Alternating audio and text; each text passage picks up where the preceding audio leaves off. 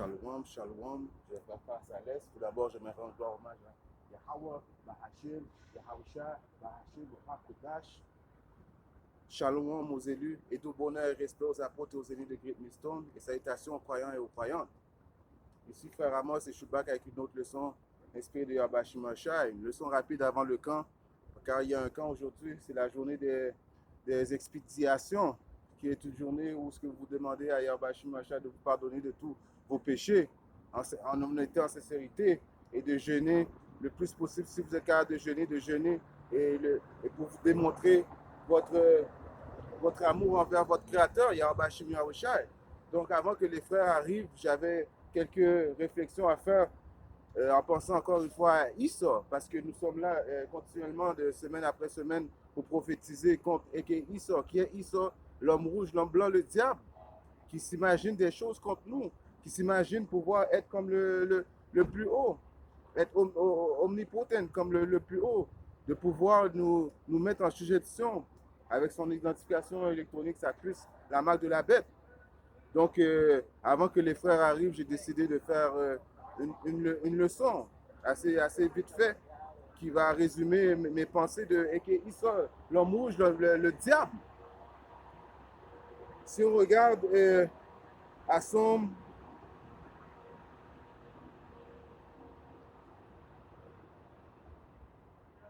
2,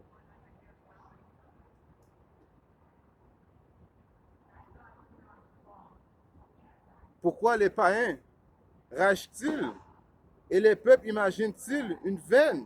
Une veine, ça veut dire des choses vides.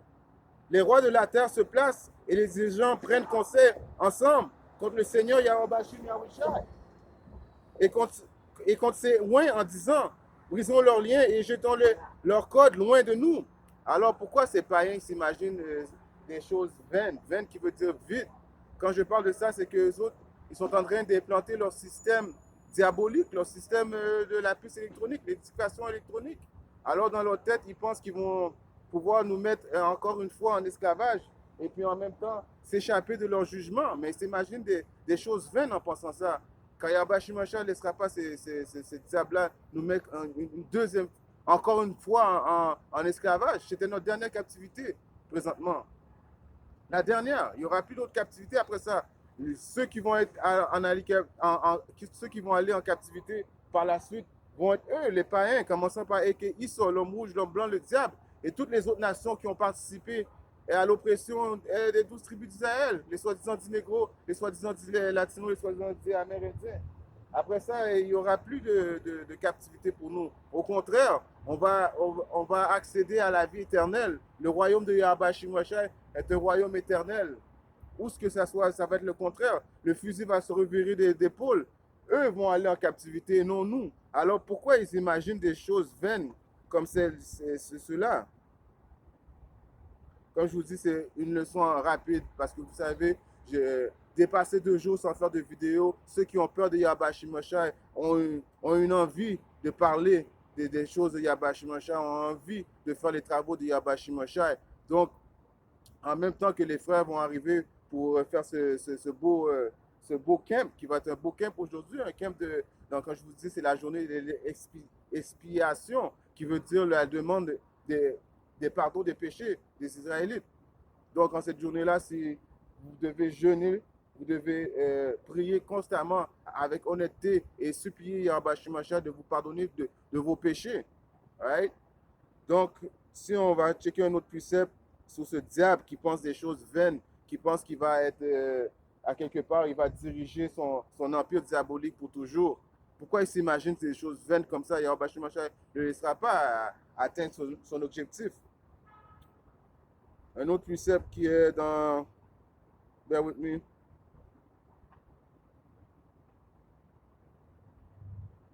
Si on va regarder maintenant dans Job 5.12. À Job 5.12, il est écrit...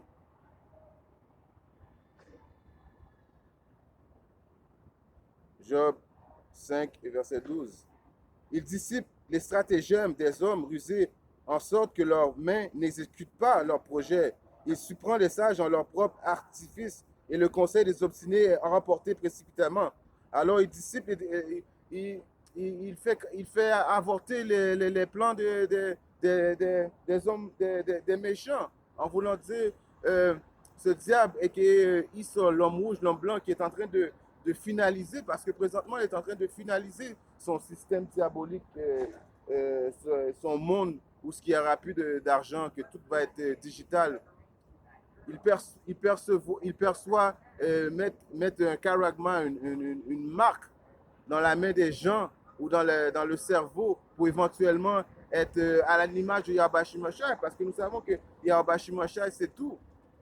Il est omnipotent.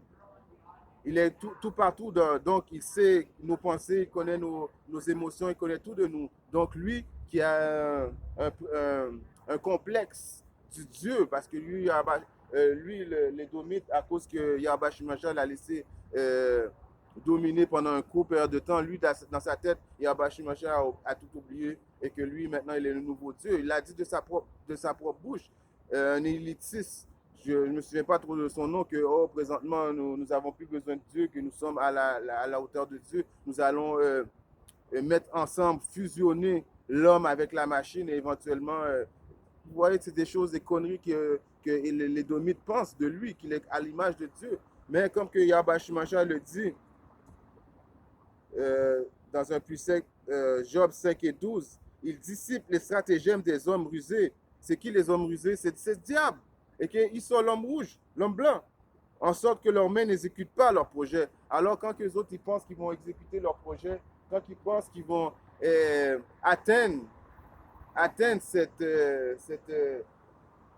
leur objectif, quand ils vont penser atteindre leur objectif, quand ils vont penser mettre tout le monde en suggestion, car c'est leur but principal de mettre tout le monde en suggestion, mais éventuellement c'est pourquoi? C'est pour marquer les Israélites. Et les seuls Israélites qui vont prendre la marque de cette bête, ça va être les 2 tiers. Les mêmes Israélites qu'à la sortie d'Égypte, quand Yahweh Shai est venu amener le salut en Égypte, ont refusé de revenir dans les bonnes grâces de Yahweh Shai. Alors ces mêmes 2 tiers-là sont les mêmes 2 tiers qui vont prendre cette marque de cette bête-là. Nous savons que les élus, les optimistes élus, ceux qui craignent Yahweh Shai, ceux qui après 2 jours, ils ne font pas des vidéos, ils ont quelque chose dans le ventre, ils se sentent mal de ne pas avoir fait des travaux de Yahweh Shai. Et constamment, ils nourrissent les brebis comme Yahweh Shai l'a demandé. Ils font des vidéos, commençant par les apôtres du Great Mesto, descendant jusqu'aux prophètes dans les rues, dans les 4 coins du monde. Ceux-là, s'ils persévèrent jusqu'à la fin, ne prendront pas cette puce. C'est une promesse de Yahweh Shai. Alors pourquoi ces païens s'imaginent des choses vaines, des choses qui n'arriveront pas? Je vais aller dans un autre précepte, c'est dans le livre,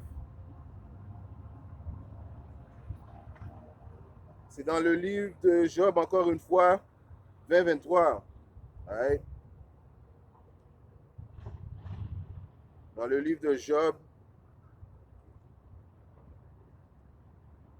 chapitre 20 et verset 23, il est bien écrit, lorsqu'il sera prêt à remplir son ventre, alors quand ce diable et qu'ils sont l'homme rouge, l'homme blanc et tous ses associés, les autres nations, qu'ils ont combiné ensemble pour pouvoir justement venir avec cette puce électronique, cette marque, la marque de la bête, la puce. Quand ils vont avoir anéanti justement l'argent, parce que l'argent, ça ne sera plus très bientôt. Alors quand ils vont penser d'avoir atteint leur objectif, qu'est-ce qui va arriver? Lorsqu'il sera prêt à remplir son ventre, ça veut dire avoir poussé le monde le plus possible.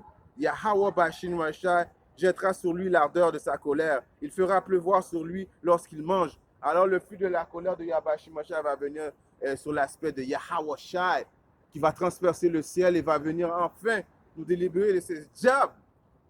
L'homme rouge, l'homme blanc, quand il va penser qu'il va avoir réussi son plan, c'est à ce moment-là que Yahweh Shai va venir transpercer le ciel et venir nous délivrer de ce diable, de l'emprise de ce diable.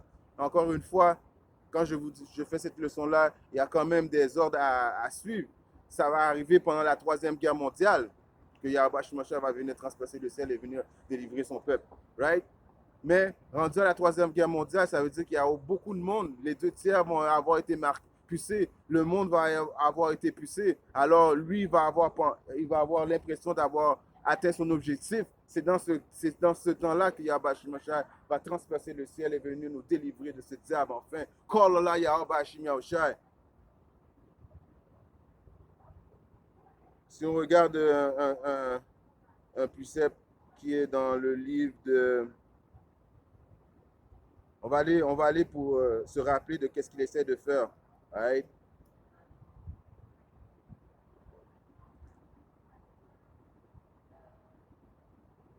Un précepte que tout le monde connaît, mais nous sommes rendus à ce temps-là. Apocalypse 13 et 16. Non, c'est laquelle? Ouais. Apocalypse 13 et 16. Il fait que tous, et il fait ce qui, encore une fois, c'est ce diable, right? Avec son système de diabolique, sa marque de la bête. Aussi bien que petits et grands, riches et pauvres, libres et asservis, reçoivent une marque dans leur main droite ou dans leur front, et qu'aucun homme ne puisse acheter ou vendre, sauf celui qui avait la marque ou le nom de la bête ou le nom de son nom. Alors c'est cette entreprise-là que Yabashi Masha va avorter quand il pense qu'il va remplir son ventre. C'est quand il va penser d'avoir poussé la moitié du monde. C'est ça que ça voulait dire dans Job, que Yabashi Masha va faire avorter son entreprise soudainement. Right? Parce que lui, comme que vous voyez, il pense que tout le monde, que tu sois petit, que tu sois grand, que tu sois riche ou pauvre, il va faire en sorte que de donner une pression, parce qu'il va avoir une pression épouvantable quand il va être rendu à vouloir mettre tout le monde sur l'ordre de la nouvelle ordre mondiale. L'armée va être tout partout dans les rues. Ta carte de guichet ne vaudra plus rien, ta carte de crédit ne vaudra plus rien. Si tu n'as pas Yahweh Shimashai envers toi, car nous savons que les serviteurs de Yahweh Shimashai, il nous a fait une promesse, nous allons manger, nous allons boire. Mais si tu n'es pas un serviteur de Yahweh Shimashai, tu vas succomber aux pressions du diable et tu vas être marqué par la marque de la bête. Et si tu es marqué par la marque de la bête, c'est encore une fois, c'est la décision de Yahweh Shimashai. Alors quand il va penser, comme que je dis, je vais le relire encore pour qu'ils entendent bien. Et elle fait que tout, aussi bien petit que grand, riche ou pauvre, alors lui va s'en foutre que si tu étais un millionnaire, un trillionnaire, ou si tu étais pauvre, petit, riche ou whatever, lui va faire en sorte que tu prennes cette marque. Car encore une fois, c'est son complexe de Dieu.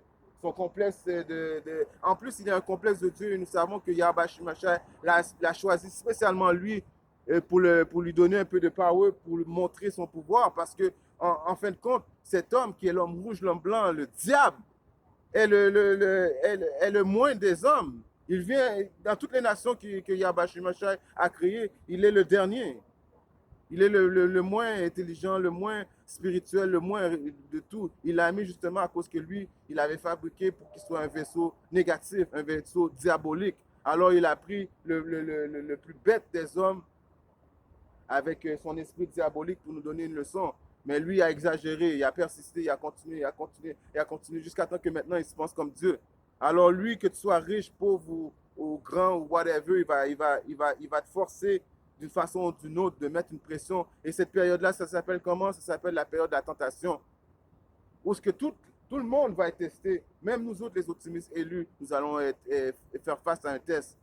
Mais présentement, les optimistes élus, leur foi grandissent de jour en jour.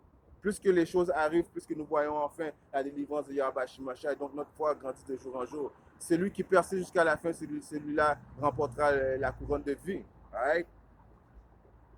Donc, si on regarde maintenant dans un autre précepte, je vais finir très bientôt, les frères vont bientôt arriver, qui est dans le livre de... Allons à Psaume 21 et 11. Right? À Psaume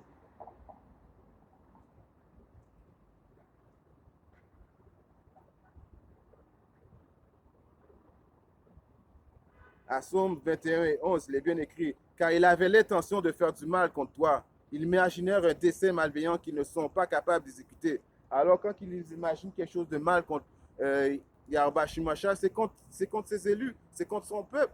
Car en réalité, nous sommes les arrières, les Yahweh Shimashai est comme notre grand-père. Nous sommes les fils, les petits-fils de Yahweh Shimashai. Alors imaginer des choses contre nous, c'est d'imaginer des choses contre Yahweh Shimashai. Il y a un précepte que je vais paraphraser de Mamo. Celui qui touche la prunelle de l'œil de Yahweh Shimashai, celui qui touche Israël, c'est comme s'il touchait la prunelle de l'œil de Yahweh Shimashai. Quand Yahweh Shimashai, commençant par Yahweh Shai, il a tout fait pour Yahweh Shai, mais éventuellement, nous allons être joints dans les airs au son de la dernière trompette. Et éventuellement, qu'est-ce qui va arriver? On va dominer, on va avoir possession de la terre avec Yahweh Shimashai. Donc, tout ce que la création était conçue pour les Israélites. En fin de compte, Yahweh Shai, il est quoi? Il vient de la tribu de Juda. Notre Seigneur Sauveur vient de la tribu de Juda. La tribu de Juda qui est quoi? Qui est la tribu numéro 1. Il y a 12 nations et puis Juda est numéro 1. Et Yahweh Shai vient de la tribu de Juda. Donc celui qui touche à Israël touche à la prunelle de l'œil de Yahweh Shai. Car il avait l'intention de faire du mal contre nous. Quel est ce mal? De nous remettre encore en esclavage. Après lui, il ne voulait pas nous laisser partir. C'est comme l'histoire en Égypte. Il ne voulait pas nous laisser partir. Et nous savons que présentement, la nouvelle Égypte, c'est Babylone avec ses associés. Alors, ils ne veulent pas nous laisser partir. Ils imaginaient encore de nous mettre en sujétion, de nous garder en esclavage. Mais grâce à Yahweh Shimashai, ça n'arrivera pas.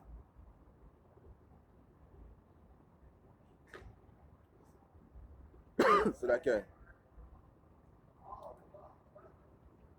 Je vais aller dans Nahum 1 et 9, right?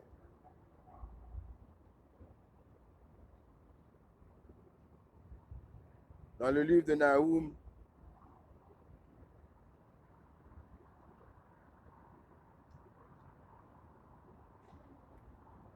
verset 9. Qui imaginez-vous contre le Seigneur? Alors, c'est quoi vous imaginez contre le Seigneur? C'est quoi vous imaginez contre le Seigneur? Que le Seigneur Yahweh Shimashai nous aurait laissé en dessous de vous pendant l'éternité? Qu'est-ce que vous allez imaginer? C'est quoi les choses vaines que vous avez imaginées, comme j'ai lu au Psaume 2? C'est quoi qui se passe dans leur tête à ce diable de penser que Yahweh Shimashai allait nous laisser entre vos mains? Alors, qu'est-ce que vous imaginez? C'est bien écrit. Il réduira à néant. L'affliction ne s'élèvera pas une seconde fois. Alors, comme que je vous dis, il n'y aura plus d'esclavage. On n'y aura plus en captivité en dessous qui que ce soit. Cela a été la dernière captivité. C'est pour ça qu'il se dépêche, car ce diable sait qu'il ne lui reste plus beaucoup de temps. Il s'empresse à venir avec ce système. Il sort des mesures draconiennes de jour en jour, il sort des mesures draconiennes car il sait qu'il lui reste plus beaucoup de temps. Mais qu'est-ce que dit Yahweh Shimashai? Il le dit à ce diable. Qui imaginez-vous contre le Seigneur? Il réduira à néant la fiction, ne s'élèvera pas une seconde fois. Alors il n'y aura plus d'esclavage pour les Israélites. C'était notre dernière captivité. Au contraire, le fusil va changer d'épaule et vous allez être en captivité très bientôt en dessous des Israélites. Car tandis qu'ils se sont entortillés comme des épines et tout en étant ivres comme des ivrognes, ils se sont dévorés comme des pailles complètement sèches. Alors dans leur ivrognerie, dans leur imagination vaine, ils se pensaient à la hauteur, à l'image, à être plus dépassés, même pas égal à Yahweh Shimashai, leur créateur, parce que Yahweh Shimashai, c'est leur créateur. Eux autres, ils se croient plus haut que leur créateur dans leur ivrognerie, dans leur